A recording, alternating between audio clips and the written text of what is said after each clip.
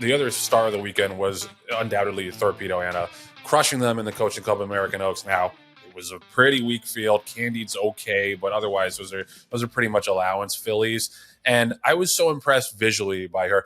She only got a 95 Beyer, so that kind of throws into a little bit of doubt into the question of whether or not she really does stack up with the top 3-year-olds, because Dornoch got a 103, even Unmatched Wisdom, who won the Curlin on Friday, got a 99. So it's just, it's not one of these situations where you're going to have this filly come in and be, 2-1 or 5-2. Right. She's going to be a legitimate 5 or 6-1 shot, I think, in the Travers. Nevertheless, if she runs, right? She hasn't announced that. If she running. runs, Okay. yeah, it's not guaranteed yet, but I think it sounds like that's the way Kenny McPeak is leaning.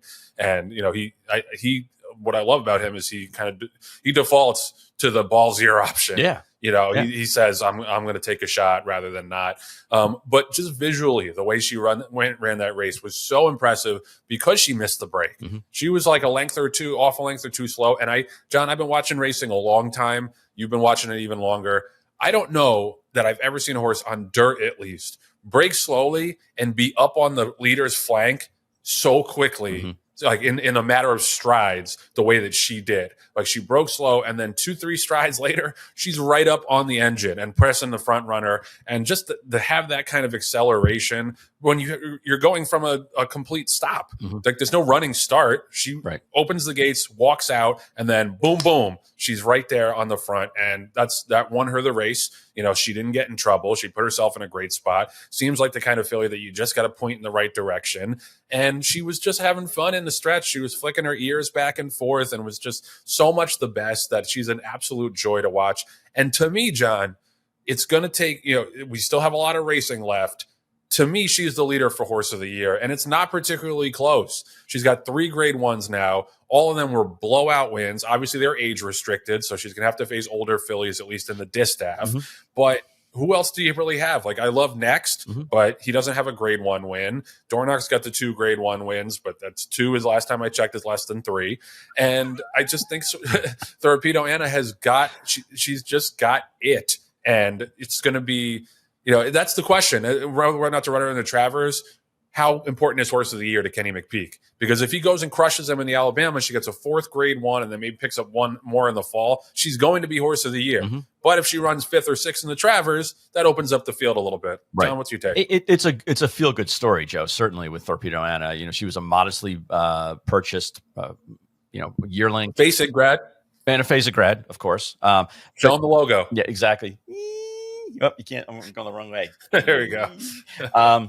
And good boy. And thank you. But no, she's a great story. She's was modestly bred. A $40,000 yearling purchase. Again, Kenny McPeak shows time and time again that with a relatively modest budget, he can go in and find athletes. It's one of his calling cards that he's had over the years. And he actually relishes in. I think he enjoys. He would rather spend. He even said on our show, he'd rather spend $40,000 or $50,000 on a horse than $250,000 on a horse, because he feels like that there's less pressure and he likes having the underdog. And he's done things unconventionally, like you mentioned. He's run fillies against the boys. He's run horses further than maybe they show that they can do it. And more times than not, he's been proven correct. He has a good instinct about the horses that are under his campaigning.